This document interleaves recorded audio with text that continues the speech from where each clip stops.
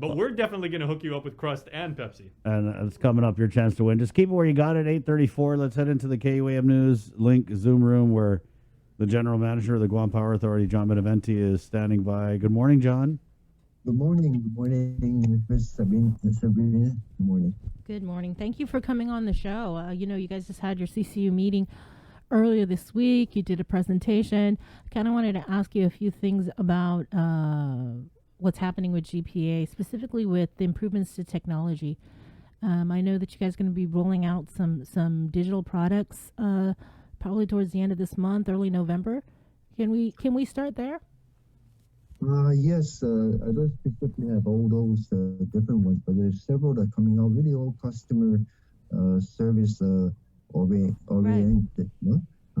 It includes again the more outage notifications, better way to pay your bills, better way to communicate with us, and again, this is all a result, of customer surveys, focus groups that were done.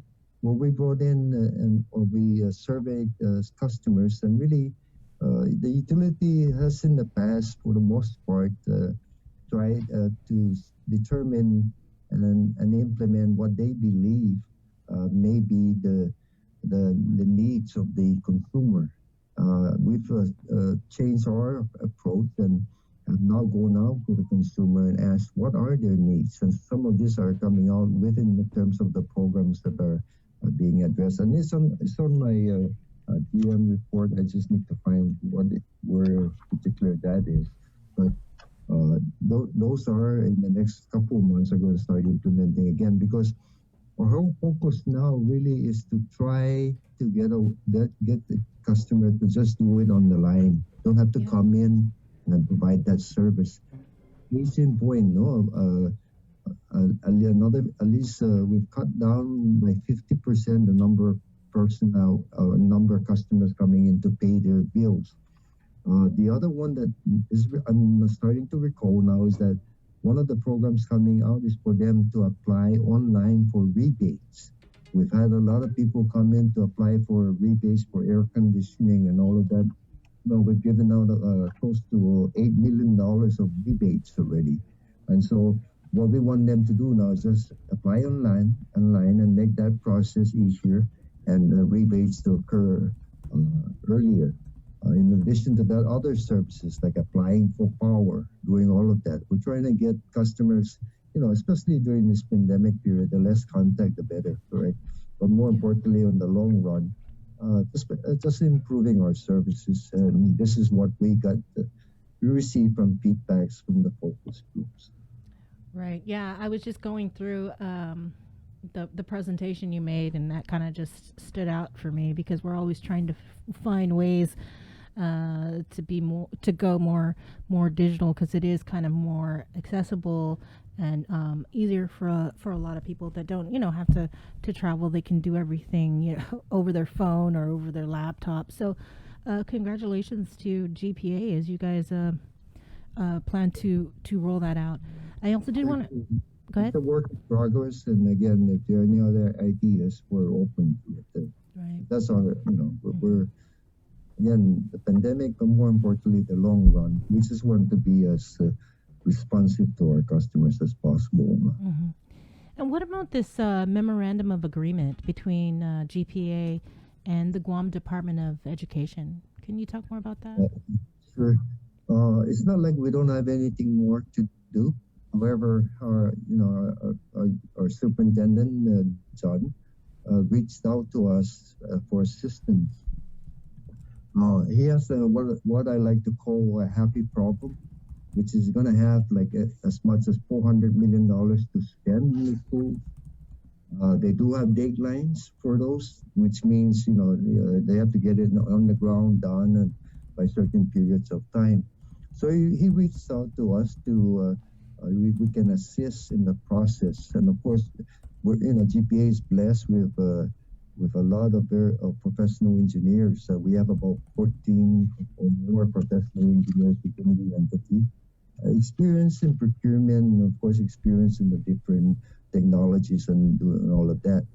And so, and the other thing, Sabrina, is we've always been going out getting grants for DOE to improve the lightings, the schools, and everything, and getting it done in the schools. So it was an opportunity for us. We do want the schools to be really running well, running more importantly energy efficient too, because a lot of the air conditioners there are old and all of those different things. So he reached out to us, and we agreed that we will be what you call their orders engineer.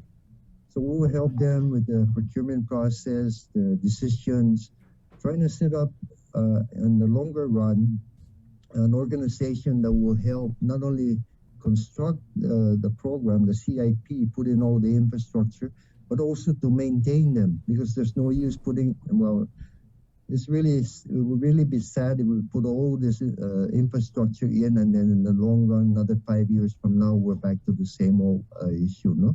So, we're going to work together and see how we can come up with a way to be able to maintain the assets that are in the system, especially after we put this $400 million investment. So that's where we got into an MOU. And actually, we kicked off our first meeting, and then we're having the next meeting to address their priorities. And one of those, including those priorities, is the construction of the Simon Sanchez School.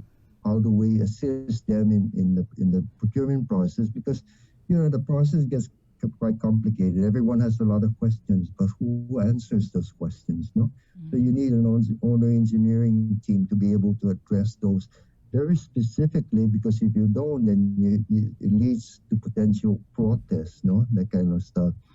So our team is prepared. They've been gearing up to be able to assist them.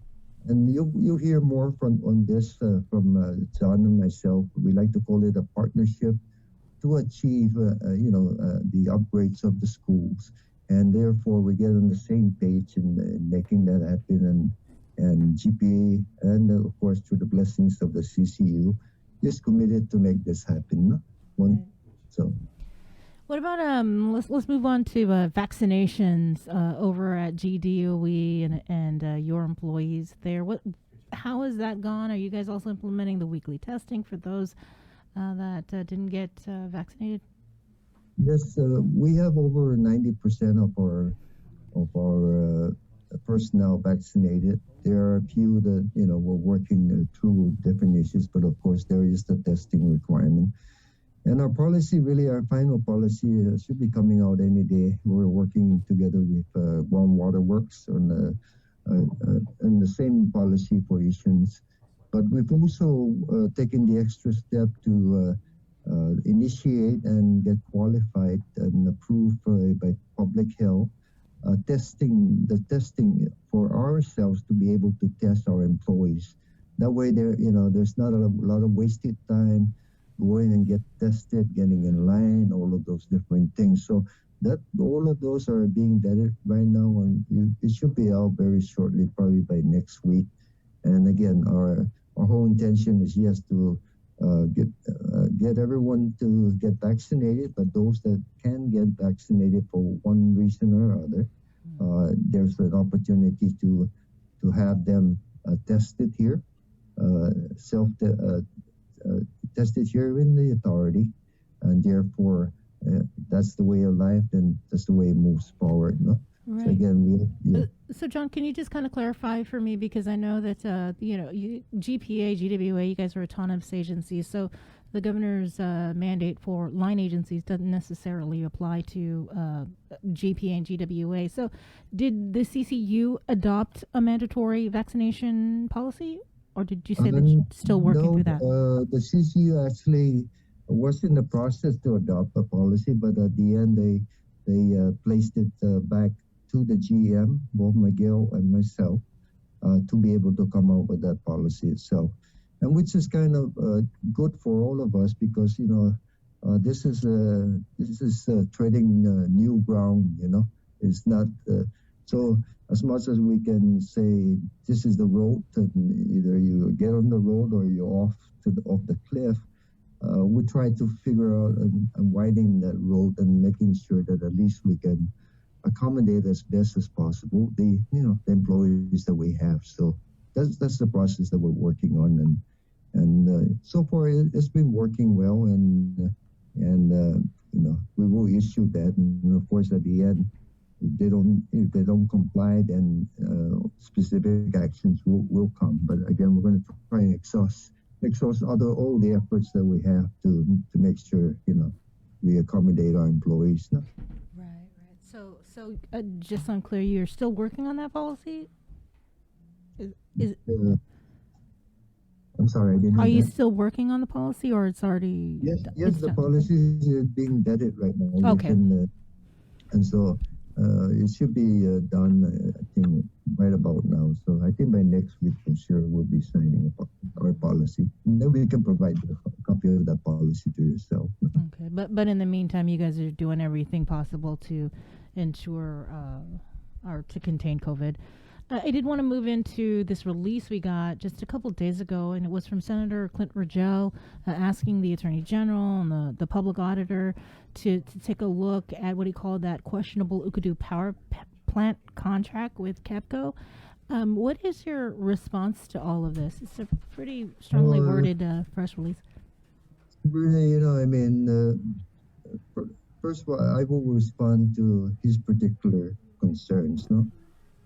Or questions, right? But first of all, I would like to just go to the issue of the new power plant.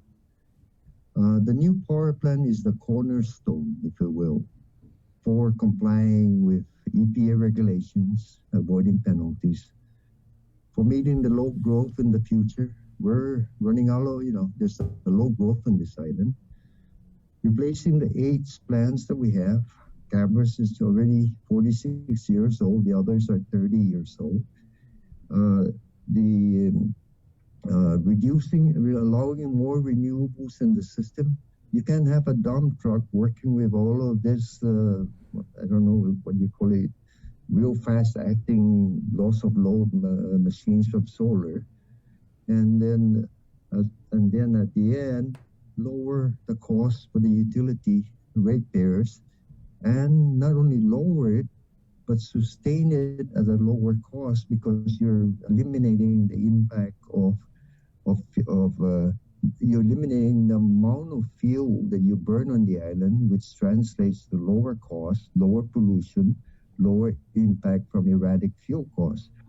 So all of this is going to happen, and we have the plan. And again, I will be showing this also again to the PUC actually tonight. And tonight's I'm doing a presentation to them that will show them where we're going to be in costs, renewables, and everything within the next 3 years. And so this is this is the way to even towards achieving 50%, 100% renewables, and be able to not only achieve it at any cost, but achieve it at a lower cost. Because certainly that's our mantra, is to try and get this to the lowest cost possible, because affordability is the first item that comes out within our focus groups concern. That's what it costs for the energy. So that's the key, and it cannot happen without this new power plant in no uncertain terms. So we've been trying to get this new power plant for the past several years, most especially even to get to this point from the procurement. We signed the contract 2 years ago. So they just started breaking the ground, and then we're close to a financial closing for them. Then they're going to start bringing the metal in. So therefore we can be completed no later than April 2024. So again, so now comes Senator Rigel, which puts out and says, "Oh, I'm concerned that the changes that were made and everything is in violation of procurement regulations and all of that." And I stand to differ. We kept the contract within the regulations and as to what authority and of course it's not just GPA. GPA always has to get the approval of representatives of the community and the authority of the community, which is first, my 5-member CCU board, and second, the 7-member PUC board. So therefore, there's already 12 in the community that goes and vets and has to approve the changes that I make, because it's just, within the contract. And that was done earlier this year in January. So here we are getting close to uh, financial closing, and the vendors, of course, of the financiers are already jittery of Guam and how things can very change quickly, and they want to make sure that dots are nodded and the T's crossed, right? Throws out this monkey wrench, and so, and makes it even difficult again for us, not understanding that one, again, he's assuming that all of this were wrong, but first of all, he has the OPA, and it's already been done. There was no protest on this. It's been vetted. He's asking the AG whether the change, technically, he doesn't understand how what it takes to build a power plant, and that the changes that he's talking about is really an insignificant amount of the contract. It's less than 10% of the diesels, no? And again, the key here is that the movement of the diesel units from the Okudu site to the camper site will result in additional cost savings to the ratepayers, because we're not trucking fuel to this facility, and furthermore, it could retire older generators that GPA has that are costly to operate and maintain. So we took the opportunity to take the diesels from there, which would have been just for the service of the Okudu plant, to be able to service the whole community and allow us to retire our other scenarios. The other thing is that he's saying, oh, because of minor source and major source, he really doesn't understand that process. The Okudu plan under the contract could have been permitted for major source like the KEPCO was working towards because of financial concerns.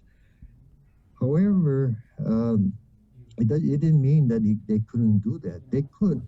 However, the time frame required because of EPA requirements, or we have to put machines out there to monitor the air, which is really not going to be impacted. It's not going to give us much more information than clean air here in Guam. It's still a procedure that they have to go through to make that happen. So it will delay anywhere from a year to two. And again, US EPA itself is saying, find a way to make this faster, because for this issue of non-compliance with the regulations was since 2013. So here we are now 8 years later, and they're still not compliant, and it's going to take another 2 years. So Guam, GPA, you have to get this power plant. So again, you can see the scenario that we're under. It's still we worked it out, negotiated, so it's still a benefit to the consumer. But then the monkey wrench again is there. So, I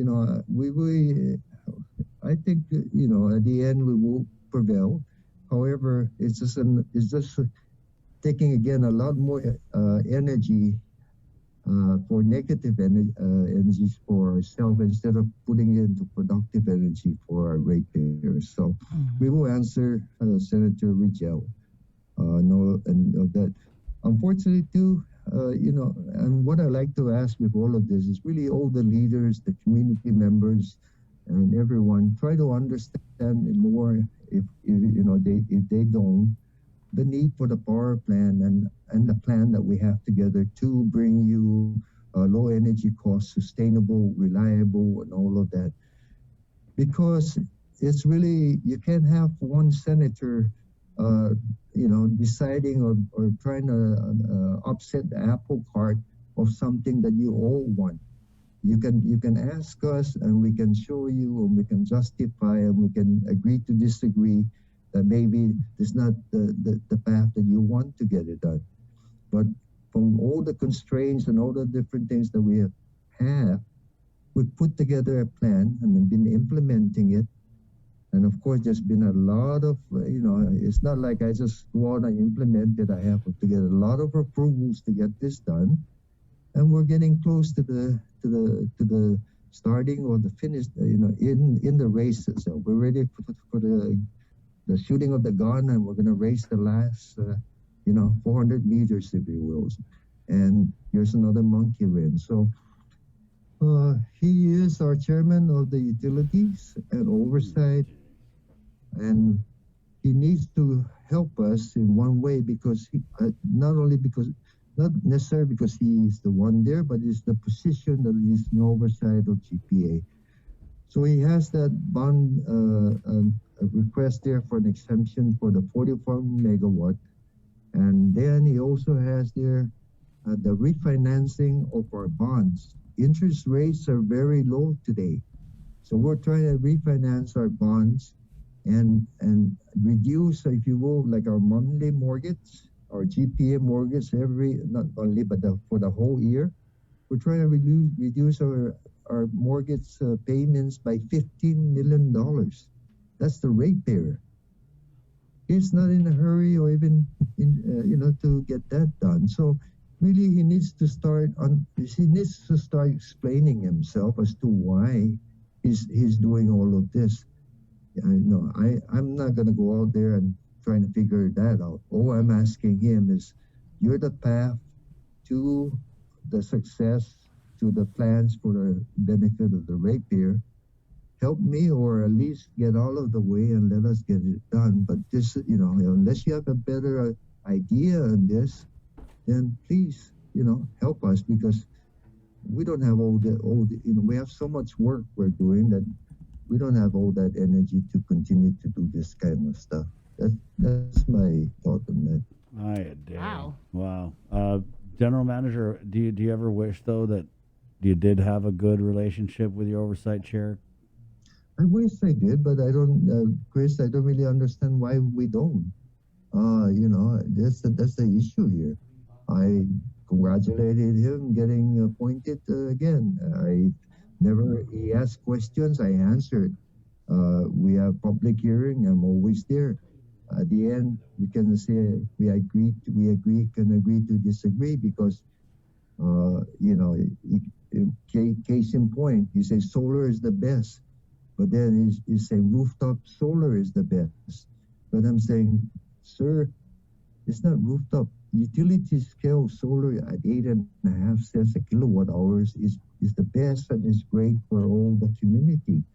The solar rooftop are 15, 18 cents a kilowatt hour, and that's not.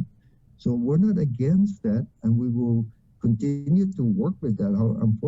However, I am saying that the program that is there today, what they call the net metering program, is being subsidized by you, the non-solar owner, at the tune of $4 million a year. So when he wanted solar PV on all the schools, which would have added another $10 million of subsidy, I said, wait, hold on a minute. How can, the ratepayers want a lower cost, but then we're going to keep subsidizing individual programs that will, increase that. So I wish I had a better relationship, but I still don't understand why we don't. And again, I try to work with everybody, and I can agree to disagree, but I also, even today, we're going to send him a letter saying, Senator, please have a public hearing on our bills as soon as possible. We want that way, then the public can vet these bills and I see express what concerns that they have. But please don't delay the bond financing, the 41 megawatts now that is under your committee, by not having a public hearing as soon as possible. At least give us a chance to vet it out with the community. So again, that's the letter I'm going to send today, because I need to get these things done. It's all got a time sequence. And again, the other thing, Chris, is that I don't know whether he doesn't understand, but the consent decree is a federal it's a federal agreement that has now been ordered by the federal court. So if we don't accomplish this type of scenario, what has happened to Guam before?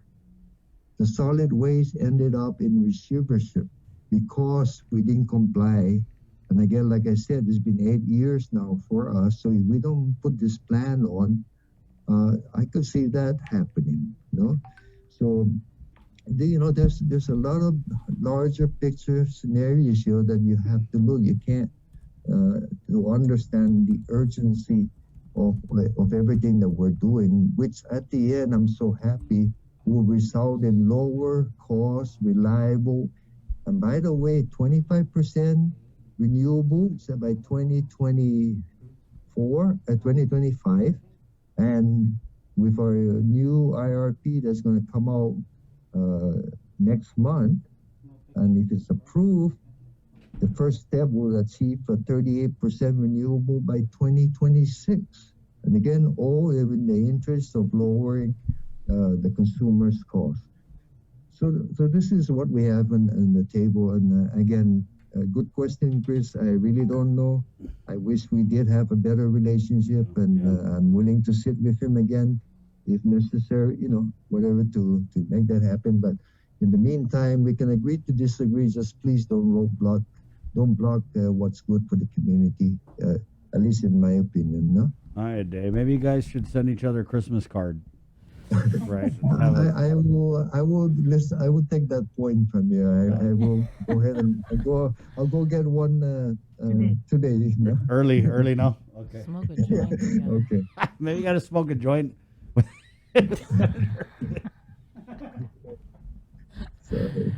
Anyway, thank you so much, Yeah. Mr. All right. Benavente, and also just congratulations for the national recognition that you guys GPA received. We just got that release from Patty. Thank you, Sabrina. That's 60 out of about 2,000, in that group. So it's really an accomplishment for our team. Like our guys are really working hard on this. Yeah. So Zeus Mossy again, and we'll send you regularly the GM report. Yes.